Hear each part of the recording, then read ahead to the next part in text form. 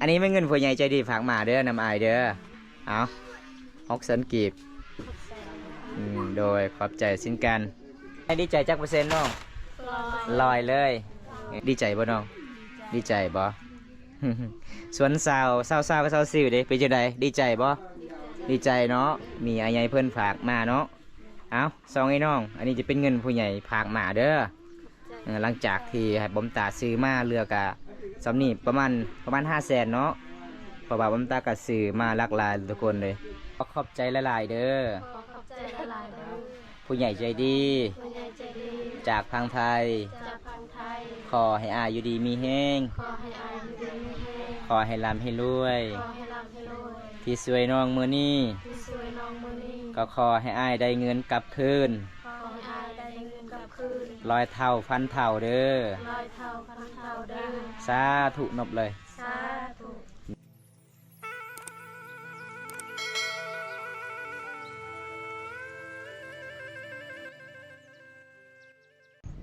เอาท่านสบายดีทุกคนสบายดีบรรยากาศยามตอนเช้าทุกคนเลยเมื่อนี้บอมตากามีข่าวดีๆพี่น้องมีไอ้ใหญ่เพิ่นจากพังไทยบอมตาไปสะพานบุญไทยเป็นครอบครัวสาวซิวกับสาวพี่น้องเป็นลูกคำพาคำพลอยขาดพ่อขาดแม่ทุกคนเลยเป็นครอบครัวยากจนพี่น้องก็เลยไอ้เพิ่นก็ติดต่อทางบ่าวบอมตาให้บอมตาไปสะพานบุญไทยพี่น้องสวยน้องแอมเหือนทุกคนเลยแต่เมื่อนี้บอมตาก็สิมาถามไม่เฮียไม่แอมอยู่ในเมืองเฮากับเจ้าบริษัทพี่น้องไม่เฮียบ่มีทุกคนก็เลยบอมตาก็มาซื้อช่างอาชีทุกคนเลยแล้วก็สิมาแอมให้น้องเลยเมื่อนี้ทุกคนจะได้ก็ไปติดตามส่วนนั้นกันล่ะพี่น้องเพราะว่าบอมตาก็อยากซื้อช่างอาชีแล้วก็เล็กซิฟูนี่เพราะว่าเงินใหญ่เพิ่นทางมาจากประเทศไทยพี่น้องอันนี้จะเป็นอาหารเขาเจ้าขายช่างอาชีทุกคนนี่บอมตาก็สิเอาซาวเพนล่ะพี่น้องแพงประมาณ100 บาททุกคนเอา3 เม็ดพี่น้องระยะการเดินทางมันก็สิลำบากในแต่นี่หาหมู่บ้านของน้องทุกคนเลยก็เลยบอมตาก็ซื้อประมาณ20 แผ่นแล้วก็ซื้อเล็กตะปูนี่พี่น้องเอา3 เม็ดอะไร3 เม็ดเอา20 แผ่นมีแฟนหรือบ่เจ้านี่โซดอันโซดนี่โคตรจีบเด้อตนแรงฟังได้บาดมือดีน้องเลย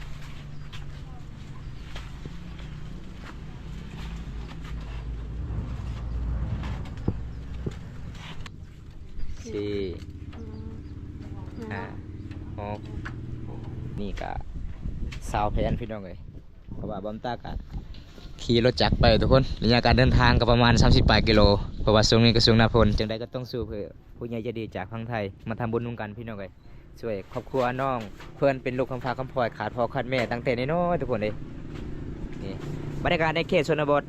หรือว่าเทศบาลเมืองนองเฮากับประมาณนี้ทุกคนเลยส่วนหลายก็จะเป็นเราเทิงหลายเลยจุมพาบรูหลายอยู่ในเมืองนองทุกคน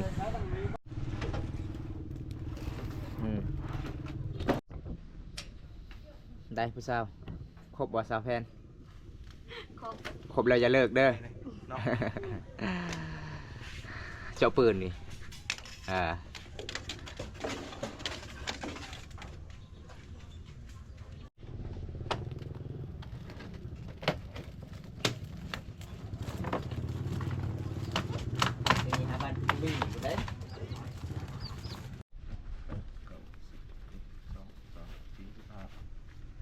ครบไปครบเนาะขอบใจหลายๆเฮงๆเด้อ เอาทุกคนเลยตอนนี้บอมตากันมาซื้อสังกะสีเล็กตะปูยังต่างๆพี่น้องมูลค่ากับประมาณ1 ล้านป่ายแล้วทุกคน1,506เลยนะพี่น้องเพราะว่าบอมตาก็ซื้อป่านี่พี่น้องซื้อซีนให้น้องนี่พี่น้องเป็นนาสงสารทุกคนเลยนี่ตัวนี้ก็ครบสดพอห่มหน่อยเด้อสักสิ่งพอห่มเอามาพอห่มหน่อยเนี่ยตัวนี้บอมตาก็ซื้อมาหมัดละพี่น้องอันนี้เครื่องของที่บอมตาซื้อมาแล้วก็มีสังกะสี20 แผ่นทุกคนจะได้การมาทำบุญร่วมกันพี่น้องเอาทุกคนตอนนี้สำเร็จบอมตากันจะมาเตรียมเครื่องของทุกคนเลยบอมตาซื้อมาเครื่องที่อายใหญ่เพิ่นให้บอมตาช่วยน้องพี่น้องเพราะว่าน้องก็เป็นลูกคำพาคำพลอยตะกี้ก็จะเป็นทีมงานเบาเตียงมาสอนทุกคนแต่เบาเตียงก็ค่าเบี้ยหลายพี่น้องช่วงนี้ส่วนหลายเบาเตียงก็ไปช่วยเขาเจ้าทางละลายแขวงทุกคนเลยก็เลยบอมตาก็มาสะพานช่วยแทนพี่น้องเบาเตียงแล้วก็เบาเตียงประทานมาเมื่อนี้ก็มีอายใหญ่เพิ่นติดต่อทางบอมตาแล้วก็ให้บอมตาไปสะพานบุญให้วันนี้ก็ขอบคุณหลายๆอายใหญ่เพิ่นจากพังไทยที่ซื้อมาเลยมาบำตามาสะพานบุญแล้วก็มาช่วยเรือครอบครัวในเขตชนบทบ้านเฮายากจนพี่น้องจนได้ก็ จัดให้เพื่อเต็มที่14หลายๆคนไปรับชมพี่น้องไปได้ครับชมครับพี่น้องนี่อันนี้จะเป็นมูลค่ากับประมาณล้านป่าเด้อทุกคนรวมทั้งหมดบอมตาซื้อมาแล้วก็มีสังกะสีสาวแพนแล้วก็มีตะปูมีหม้อนมีเกลือมีปิ้งนัวทุกคนครบสดบอมตาก็ซื้อให้น้องแล้วก็มีป่าเนี่ยทุกคนเขียนชนบทพี่น้อง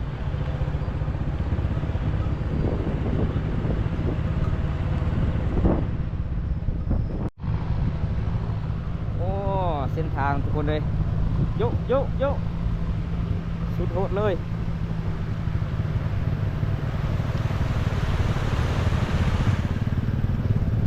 บอมตากะเข้าเส้นทางนี้มันก็ยากแน่ทุกคนเลยเพราะว่าถนนมันก็สีแคบๆหน่อยนึงบอมตากะซื้อสังกะสีประมาณ3ฟุตทุกคน3ฟุตก็เลยมันก็ยากนิดนึงเส้นทางมันแคบทุกคนเลยเห็นบ่นี่สังกะสีพี่น้องแล้วก็เครื่องคอมนี่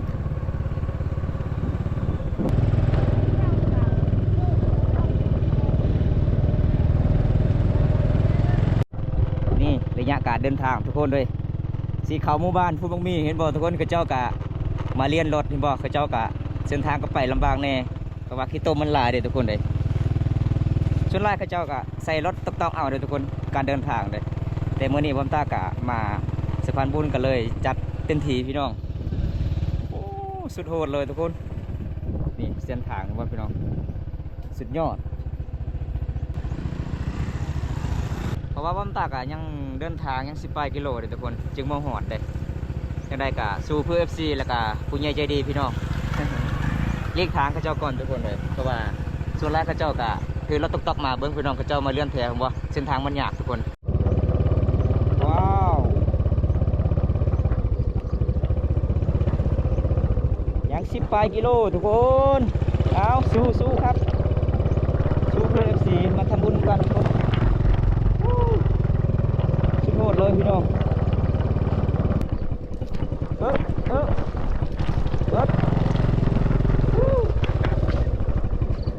เกือบรอดพี่น้องเลย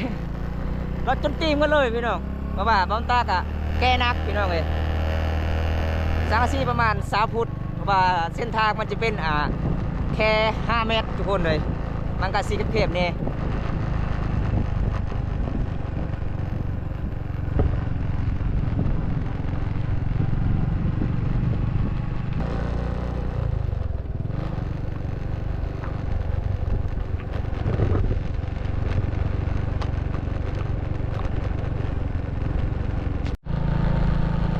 ส่วนลายมันจะเป็นคุ้มลายทุกคนเพราะว่าหน้าพ้น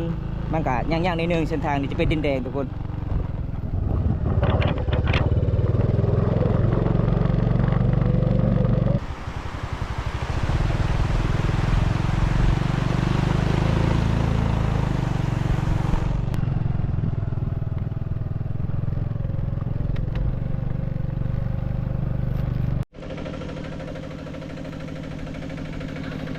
หลีกทางก่อนทุกคนกระเจ้าแก่มันสำปะหลังกระเจ้าไปขายผมบอกเส้นทางมันแค่พี่น้องเลยเอากะซีแซงบ่ได้พี่น้องเส้นทางแค่ไปเลยทุกคนเลยถนนนี้พี่น้องประมาณ5 เมตรพี่น้องเลยเพราะว่าบอมตาซื้อสังกะสีมาประมาณ3 เมตรก็เลยมันกะสีติดนิดนึงทุกคนตอนนี้บอมตาครับพักผ่อนก่อนพี่น้องฝนตกห่ำทุกคนได้กะสู้ๆครับเพื่อผู้ใหญ่ใจดีแล้วก็เพื่อ FC จากฝั่งไทยหลายๆคนที่เข้ามาติดตามรับชมและก็ให้กำลังใจบอมตาเมื่อนี้บอมตาก็สิเพื่อสู้ทุกคนบ่ยอมแพ้พี่น้องเห็นบ่ทุกคนโอ้ย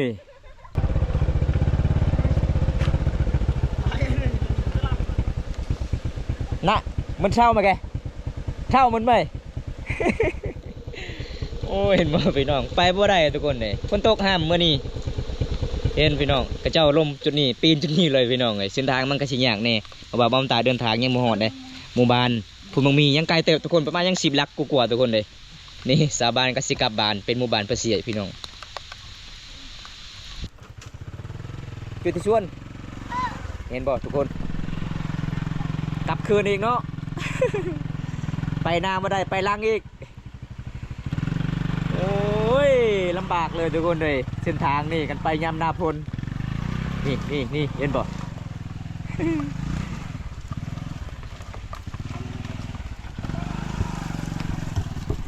ทุกคน จะได้บอมตากะสีบ่ได้ทายละพี่น้องเลยระยะการเดินทางบอมตากะสีทายฮอดหมู่บ้านภูบังมีเลยเพราะว่าเส้นทางมันมื้อนี้กะมันลื่นหลายถนนเพราะว่าฝนตกหามทุกคนเลยก็เลยบอมตากะสีบ่ได้ทายเนี่ยเพราะว่าอย่ามันกองมันเปียกเส้นทางมันก็อยากจะขับรถเนี่ยอย่ามันสาทุกคนจะได้กะไปรับชมในฮอดหมู่บ้านเลยทุกคนเลยโอ้ยสีเลือกทางใดดีพี่น้องเลยเลือกทางนั้นก็บ่ได้เป็นไปทางนี้แหละพี่น้องสีขาวหมู่บ้านภูบังมีทุกคนสภาพเส้นทางสุดยอดใจบ่เกินลอยไปบ่ฮอดแน่นอนทุกคนเลยโอ้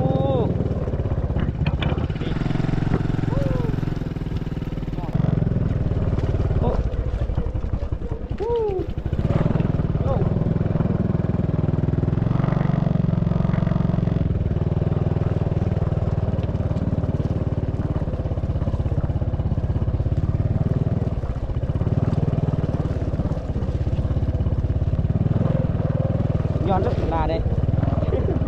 เส้นทางสุดโทษเลยทุกคนเบิ่งสภาพเกินความตาดะเบิดพี่น้องเอ้ยเอาประมาณยัง4 ลักทุกคนความหมู่บ้านละทุกคนเลยสุดโทษแน่เพราะว่าช่วงนี้ซึ่งละพลพร้อมตากะมาสะพานบุญแล้วก็มาทำบุญนำกันทุกคนใจบ่เกินลอยไปบ่ฮอดเด้อทุกคนเลยใจเกินลอยเส้นทางนี้พี่น้องแล้วก็เคยขับรถการไปมาเส้นทางนี้แน่ทุกคนคันบ่เคยไปกะไปบ่ได้พี่น้องเลยอันนี้มันจุดมันเขาเจ้าซื้อมันสำปะหลังในหมู่บ้านทุกคนนี่เป็นหมู่บ้านฟูนบางมีเมืองหนองแขวงสะวรรณเขตหมู่บ้านนี้นอกที่สุดกับตัวเมืองหนองเฮาทุกคนประมาณ20 ปลายกิโลเลยทุกคนอันนี้จะเป็นลาวเขาเจ้ากลับมาตั้งอยู่นอกจากบ้านทุกคนแถวนี้วัดก็คือลาวเขาเจ้าตั้งเป็นตามประเพณีที่12ของ14ชมเผ่ามองกองหมู่บ้านนี้มีลักเครือข่ายสุดยอดลักเครือข่ายหมู่บ้านนี้สัญญาณดี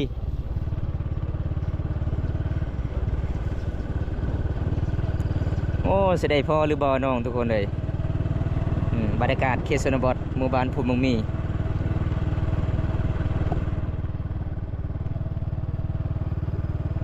เนี่ยการเดินทางมื้อนี้อันนี้เขาเจ้าก็จะไม่เฮ็ดห้องหมอหรือว่าโรงพยาบาลสุขศาลาพี่น้อง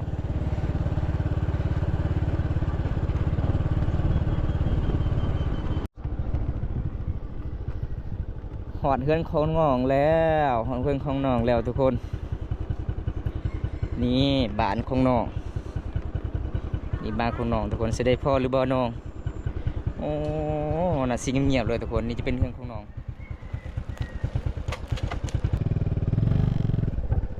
อาซาลอนดงอันนี้บ้านน้องทุกคนนี่แหละพี่น้องเลยเฮือนของน้องทุกคนเลยเพราะว่าบังตากาสีมาแอมเฮือนของน้องล่ะเพราะว่าช่วงนี้ก็ฮอนหนาวโอ้สบายดีสาวๆสาวซิวอยู่ไสไปเฮือนหมู่แล้วสาวไปเดี๋ยวบ่มาบ่เฮือนเจ้าบ่อ๋อเราอยู่เฮือนเล่าอ๋อทุกคนเลยได้กินข้าวเลยบ่สาวซิวสาวยัง บ่มีอาหารเนาะนี่ทุกคนเลยเอ้าบำตากะหอดเฮือนหอดสารน้องแล้วทุกคนมันจะเป็นเครื่องของบำตาซื้อมามันก็ลาเติบเลยมันก็หนักทุกคนเลยนี่แหละบำตากะซีมาแอมให้น้องเพราะว่าช่วงนี้กะสีหอนหนาวเพราะว่าน้องกะใส่ไผบัดเอาก็เลยมันกะสีหนาวลายเลยทุกคนเห็นบ่ตอนนี้บำตากะมาหอดเฮือนน้องแล้วทุกคนเลยนี่จะเป็นบ้านของน้องจะเป็นทีมงานเบาเตียงแล้วก็มาซอยน้องตอนนั้นทุกคนเลยหลังคาเฮือนเพราะว่าน้องก็ยังบ่ทันได้มีผ่าแอมเฮือนเลยมื้อนี้บำตากะจัดให้ตามผู้ใหญ่ใจดีแล้วก็ให้ไปทำบุญนำกันพี่น้องแล้วก็สิมาแอมให้น้องซื้อหลังคาหรือว่าสังกะสีสิมาแอมให้น้องเพราะว่าช่วงนี้ก็ช่วงหนาวทุกคนเลยปกติบำตาก็อยากซื้อไม้เฮียเขาเจ้าแอมเฮือนสารอยู่ในเมืองก็เบิดแล้วพี่น้องเขาเจ้าบ่ขายแล้วช่วงนี้ทุกคนก็เลยก็ซื้อสังกะสีแทนแล้วก็สิมาแอมให้น้องเลยเพราะว่าให้น้องนอนสะดวกสบายอยู่ทุกคนแล้วก็มีผ้าห่มนี่2 ผืนทุกคนโอ้สบายดีมาที่ไสนี่น่ะมาบ้านมู่ไปบ้านใดบ้านมู่บ้านหมู่อ๋อ สองไอ้น้องจักผู้ใดเอ่ยจักผู้ใดน้องคือกันเลยทุกคนเลย ยังมาทานกินข้าวบ่น้องกินอาหารอย่างมื้อนี้กินหน่อไม้อ๋อเพิ่นว่ากินหน่อไม้ทุกคนเลยสิ่งที่ขาดบ่ได้คือหน่อไม้บ้านเฮาเนาะอาหาร อันนี้มื้อเฮือนน้องทุกคน โอ้ยห้องนอนมาเมื่อนี้มันสิมุนเลยเนาะหลังคา ฝาบัดแอมเพื่อนทุกคนเลยสงสารน้องลายไปเอาไว้มักทัวร์แล้วก็เอาเครื่องในรถอ้ายนี่ล่ะพี่น้องเอ้ยลูกคำพาคำพ่อขาดพ่อขาดแม่แต่น้อยๆทุกคนเลยใส่ชีวิตแล้วก็ซองไอ้น้องแล้วก็มีอา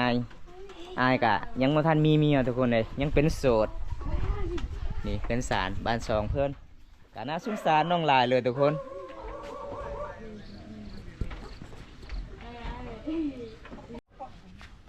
นี่ทุกคนครบหน้าครบตาบ่ได้นัดน้องเลยทุกคนมาเยี่ยมมายามมื้อนี้กะจัดแบบลักๆเลยเป็นจะได้น้อง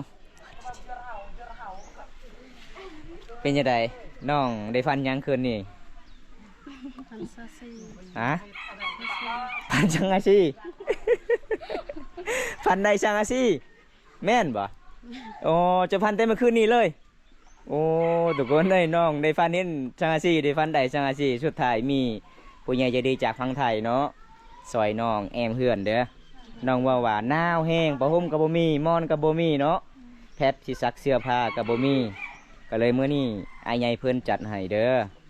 มื้อนี้มีเทวดามาซอยน้องแล้ว เพราะว่าสุดก่อนก็จะเป็นทีมงานเบาเตียงเนาะน้องยังน้อยๆเลยบ่อ๋อพ่อแม่ยังบ่ทันจากไปอ๋อหลังจากนั้นก็คือเบาเตียงเฮ็ดให้มีแต่หลังคาเนาะเพราะว่าเบาเตียงก็บ่ค่อยมาปานใดเขตนี้ทุกคนเส้นทางมันก็ยากก็เลยน้องก็อยู่แบบนี้เลยมื้อนี้บำตากาสีมาแอมให้น้อง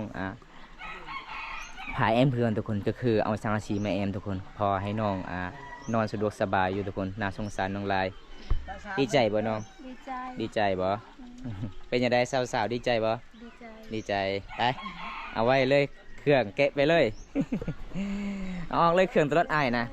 โอ้ยเส้นทางงามมื้อนี้ เอามาซอยน้องก่อนทุกคนเลย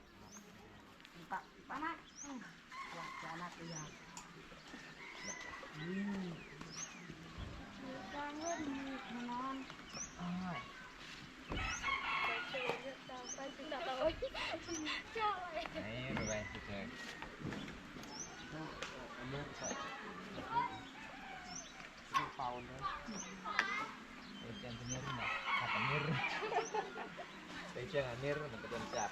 Don dok pau le. Maka nuan teku masak dah. Selak dah.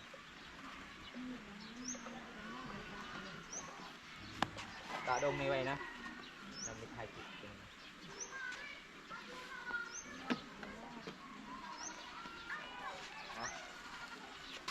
Ala kejadian yang buat deh apa นักđấy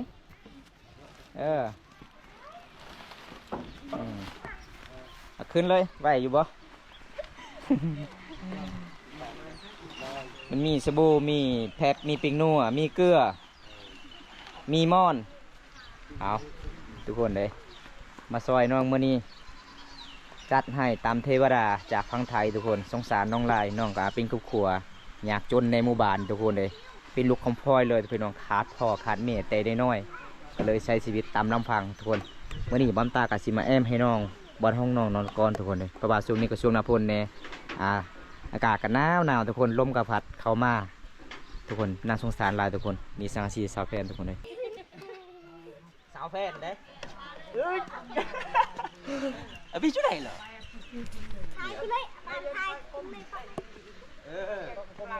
bà đã phân này tóc phân này hai tiếng này tóc phân này tóc ở nhà cái cọng cái nhiệt là mai cái cùng ông thầy nát quá có bay tôi lang giang có trâu lắcทุกคนเลยโจรมันหลาย น่าก็นำมันแบบ โอ้เรียบร้อยทุกคนอ่อนเงินอ่อนซานน้องแล้วทุกคนเลยสิมึงจัดให้พี่น้องตามผู้ใหญ่ใจดีจากน้องไทยสงสารน้องหลาย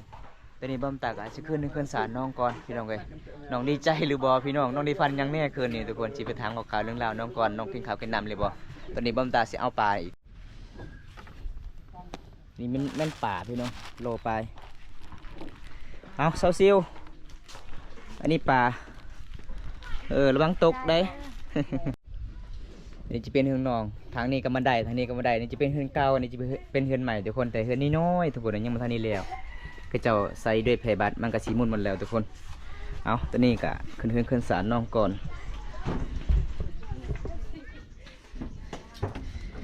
โอ้มีรหัสเนาะประตูเนาะ เสียงดังกอกโอ้สาวไปให้กลับมาบ่สาวไปสบายดี สวัสดี โอ้หากะมามื้อนี้งามเด้อทุกคนบ่แม่นมีผู้บ่าวเลยบ่คือสิเงาๆมามื้อนี้นะ มี บ่มีเมื่อคืนนี่เจ้าไปนอนอยู่นี่บ่เนาะอ๋อมื้อนี้ได้ประโคมเลยเนาะนอนอยู่นี่เนาะ อ่ะมามื้อนี้ครบ3สาวเนาะ อันนี้สาวไปสาว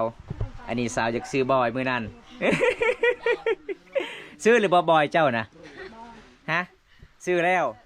บอยคือเกลือเด้อทุกคนน้องเว้าลาวบ่ค่อยเป็นปานใดส่วนหลายสาวลาวเฮ็ดนี่เว้าลาวบ่ค่อยเก่งเด้อทุกคนสาวไปคือกันมื้อนั้นกะอีเมเพิ่นว่าอยู่กุแตโอ้ยบ่ตาตกใจอยู่กุแต แต่อยู่ตารางเฮือนทุกคนมื้อนี้สาวไปได้ฟันหยังคืนนี้นะ ฝันในสังสี อ๋อพี่น้องเอ้ยอันนี้จะเป็นหมู่คู่สาวไปก็คือมานอนอยู่เฮือนสาวกับสาวซิวเพราะว่าเป็นหมู่คู่พี่น้องเอ้ยแต่กี้สาวไปก็เคยเป็นลูกกำพร้าขาดอีเมทุกคนแล้วก็ตอนนี้อีเมของเพิ่นก็เอาเมใหม่แล้วนอนนำกัน3คนเนาะอยู่นี่เนาะพอผมก็มีกันเลยมื้อนี้ก็มีไอ้ใหญ่เพิ่นก็จัดให้บอมตาซื้อให้แล้วก็มีสินงัวแล้วก็มีปลามีเกลือมีสบู่มีตะปูแล้วก็ผ้าห่มครบสดหมอนบอมตาซื้อมาทุกคนเลยดีใจบ่น้องดีใจบ่ ส่วนเช้าไปก็สิได้นอนอยู่นี่ก็คือได้ผ้าห่มนอนเลยเนาะ นี่ล่ะพี่น้องเพื่อนสันบ้านซองน้องเป็นลูกกำพร้ากำพร้อยขาดพ่อขาดแม่กะเป็นนี่เราตะโกนบอมตากะจัดให้เต็มที่พี่น้องเจ้ากินข้าวกินน้ำหรือบ่สบายกินแล้วกินอาหารหยัง เจียว กินแจ่ว เสาไปคอยได้ยินข่าวๆเขาว่าเจ้าถ้ามีเงินนี่อยากได้โทรศัพท์บ่อ๋อพี่น้องเอ้ยน้องอยากได้โทรศัพท์เมื่อนี้น้องฮู้หยังว่าไอายยักษ์สะใภ้เจ้าบ่ฮู้เลย สาวไปบ่ฮู้จักเลยทุกคนเลย ทุกคนเมื่อนี้มาเยี่ยมมายาม3สาวก็ได้พอทุกคนเลยเพราะว่ามื้อนี้ก็ความตาก็สิมาสะใภ้สาวไปมื้อนี้มีอาใหญ่เพิ่นให้เงินสาวไปพี่น้องเอ้ยซื้อเกลือซื้อปิ้งนัวพี่น้องซอยน้องแน่เพราะว่าน้องก็เป็นโรคกำพร้าคือกันเด็กดีพี่น้องแต่มื้อนี้ก็ได้พอน้องก็ดีใจหลายน้องก็มาเล่นแม่แอนอยู่เฮือนสาวซิวกับสาวสาวเพราะว่าหลังจากนั้นเฮาก็สิมาแอนให้น้องพอดีให้น้องนอนอยู่นี่3คนพี่น้องเอ้ยแล้วก็พอผมซื้อให้น้องมาเรียบร้อยแล้วก็หมอนพี่น้องครบสดมื้อนี้บำตาซื้อให้จัดให้ตามคำขอผู้ใหญ่ใจดีจากฝั่งไทยมูลค่าก็ตกล้านปลายทุกคนเลยล้านกว่าๆทุกประมาณ2ล้านนี่ล่ะพี่น้องก็ได้การรับชมกันสาวไปเจ้าคือสิเงาๆมื้อนี้นะเป็นยังบ่แม่นผิดกันกับพ่อบ่าวบ่จะมีแฟนแล้วบ่ไอมามื้อนี้ บ่ ยังบ่มีอีหลีบ่อีหลี อันนี้ไม่เงินผู้ใหญ่ใจดีฝากมาเด้อนำอายเด้อเอา600,000กีบโดยขอบใจสิ้นกันดีใจบ่น้องดีใจบ่ ส่วนสาวกับสาวซิวเด้เป็นจังไดดีใจบ่ดีใจเนาะมีอาใหญ่เพิ่นฝากมาเนาะเอาซองไอ้น้องอันนี้จะเป็นเงินผู้ใหญ่ฝากมาเด้อหลังจากที่ให้บอมตาซื้อมาเรือกะสำนี่ประมาณ500,000เนาะเพราะว่าบอมตากะซื้อมาหลากหลายทุกคนเลยเอาขอขอบใจผู้ใหญ่ใจดีเด้อ3 คน ขอบใจทำให้ดีใจดี จากพังไส้ จากฝั่งไทย ขอให้อยู่ดีมีแห้ง ขอให้ดูดีให้ ขอให้ร่ำให้รวย ขอให้รำรวย พี่น้องขอให้อ้ายได้เงินกลับคืน100 เท่าพันเท่าเด้อ ขอให้ได้พันเท้ากับเท้า เอาไปทำไมน้องเอา1 2 3ขอขอบใจหลายๆเด้อ ขอขอบใจหลายๆเด้อ ผู้ใหญ่ใจดี ผู้ใหญ่ใจดี จากทางไทย จากฝั่งไทย ขอให้อ้ายอยู่ดีมีแห้ง ขอให้อายดูดีให้ ขอให้ร่ำให้รวย ขอให้รำให้รวย ที่สวยน้องมือนี้ ที่สวยน้องมือนี้ ก็ขอให้อ้ายได้เงินกลับคืน ขอให้อายได้เงินกลับคืน 100 เท่าพันเท่าเด้อ ร้อยเท่าพันเท่าเด้อ สาธุนบเลย สาธุ นี่พี่น้องไง เว้าลาวบ่ค่อยเก่งเนาะ เป็นยังไงดีใจจักเปอร์เซ็นต์น้อง ลอย ลอยเลยอันนี้มันเงินผู้ใหญ่พังมาเด้อน้องเด้อเด้อสาวซิวเด้อแบ่งให้เอื้อยอันนี้เด้อเงินที่บำตาให้น้องยังเหลือที่บำตาซื้อยังมามีหลายแนวเลยบำตาซื้อมามื้อนี้แล้วก็สาวไปเงินนี่ก็คือบอกไอ้พลอยแม่เด้อซื้อเกลือซื้อพึ่งนัวให้แม่ได้อย่าพาไปเที่ยวได้เดี๋ยวนี้ไปเที่ยวกับผู้บ่าวบ่ได้นี่น้องเอ้ย บ่มีเพราะว่า บ่มีผู้บ่าว เลย ครบบ่600,000บ่น้อง ครบบ่ครบสาวซิวสาวๆเท่าไรเงินที่อ้ายให้เพราะว่าอ้ายก็บ่ได้นับเพราะว่าเงินที่ผู้ใหญ่ใจดีให้น้องเรือที่บำตาซื้อเครื่องของหลายแนวครบเนาะพี่น้องเอ้ยเอาสาวซิวนับแล้วเบิ้งสาวซีครบบ่สาวแพนอ้ายซื้อมาฮะบ่เป็นนับบ่ออกก่อนเอาออกก่อนเนาะออกสายก่อนเนาะเอาทุกคนสินับให้น้องสาวซีก่อนประมาณเท่าไหร่บำตาเพราะว่าบำตานับในเมืองน้องก็ครบมาเลยทุกคนเลย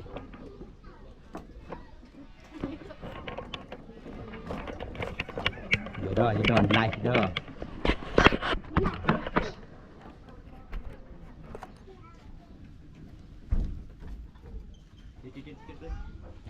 สิได้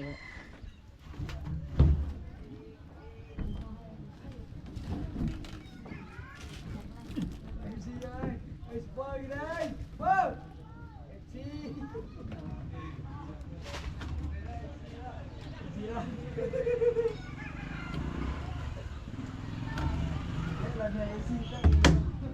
ยิงเด้อ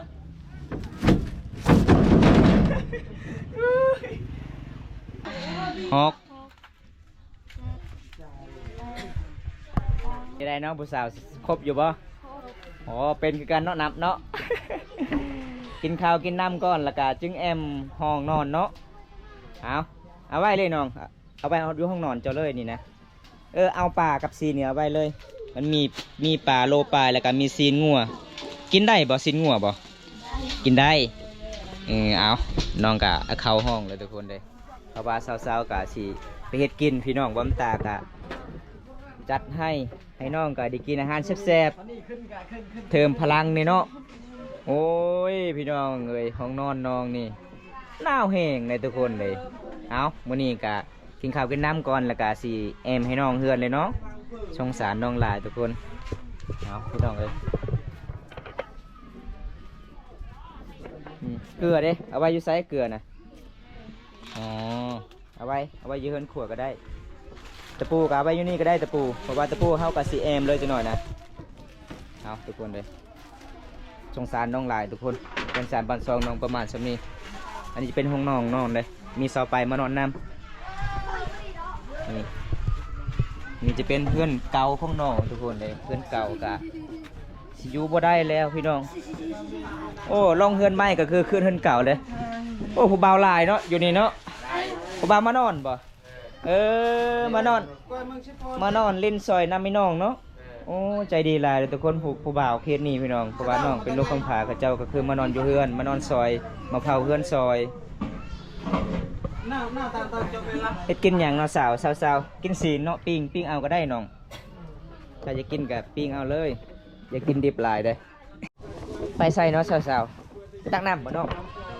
บ่มีน้ำเบิดแล้วโอ้น้องไปตักน้ำมีทุกคนเลย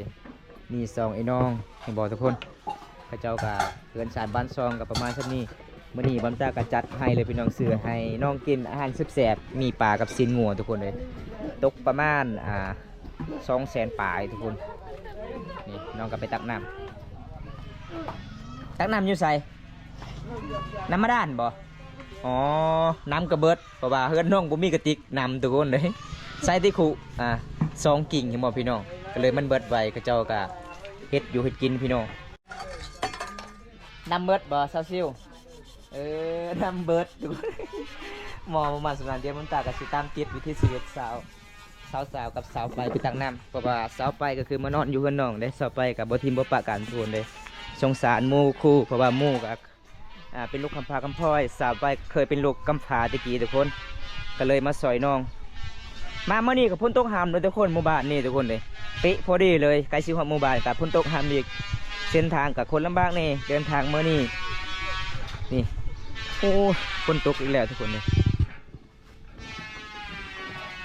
อ๋อซอยกันเนาะ ซอยกันพี่น้องนี่สาวไปเด้อวาสนาผู้ใดเนาะสิได้เป็นแฟนกับสาวไป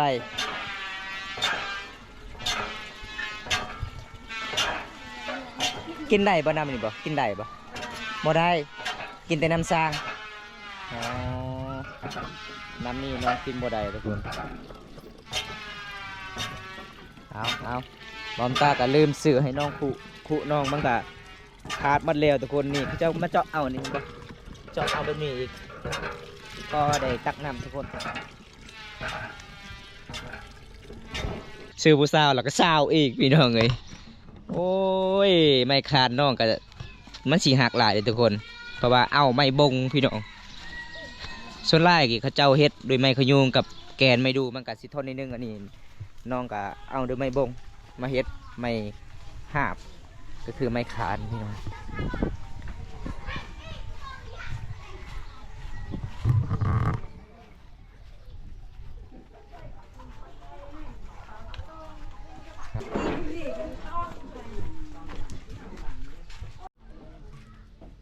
ขึ้นได้บ่เอาสมพรเบิดไวเนาะนำมีแต่ช่องขุเนาะจะใส่เนาะอ๋อเลยนำมันเบิดไวดึงเนาะพอดีฮอดเฮือนนำกระเทียมมาเลยเห็นป่ะคุขาดทุกคนเลยน้องก็เลยมาใส่แบบนี้พี่น้องมาเจาะเอาทางหลังอีกพี่น้องเพราะว่าบนเก่ามันก็ขาดไปแล้วนี่เฮือนของน้องทุกคนเป็นยังสาวไปเป็นยังเห็นไม่ปิ้งบ่อ๋อสาวไปกะมาเยี่ยมมายามอยู่เฮือนน้องเลยทุกคนเลยน้องกับมาซอยว่าเป็นหมู่คู่กันพี่น้องเลยน้องก็เคยพันทุกมาแล้วตอนนั้นก็เคยเป็นลูกคำฟ้าเพราะว่าหมู่ของน้องก็เป็นลูกคำพลอยเลยทุกคนขาดพ่อขาดแม่เลยแต่น้อยปิ้งซีนบ่อ๋อแต่กินอาหารแซ่บๆนะมื้อนี้เนาะปกติกินแต่อาบัง อาบังก็คือน้ำใหม่เด้อทุกคนเลยเบิ้งเครื่องของน้องมันสิตีงหลายเบิ้งนี่มื้อนี้บัมตาก็จัดให้น้องซีนงัวแล้วก็มีปลาเนี่ยทุกคนเลยเอาทุกคน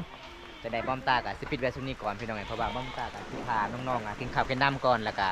กินมาเพื่อนของน้องเลยทุกคนเห็นบ่เมื่อนี้ฝนตกหามทุกคนฝนตกไฟพอทุกคนบอมตาเดินทางมื่อนี้กับเส้นทางกับคนลำบากเนี่ยพี่น้องบอมตาก็ต้องสู้เพื่อ FC แล้วก็สู้เพื่อผู้ใหญ่ใจดีมาทำบุญกันพี่น้องมื่อนี้ก็ขอขอบคุณหลายๆไอ้ใหญ่เพื่อนจากทางไทยขอให้อยู่ดีมีเฮงขอให้ร่ำให้รวยเด้อทุกคนเลยที่มาทำบุญหรือว่ามาช่วยน้องครอบครัว